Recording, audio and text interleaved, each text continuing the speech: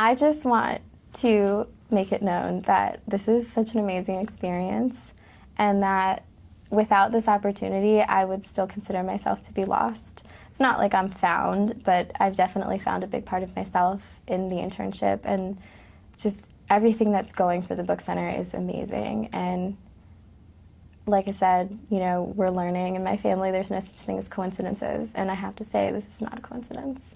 It can't be. So it's just like, it's way more special than I can even express in words to me, and it's something that I will always remember my whole life that I've done this internship, and the Book Center will always be dear to me.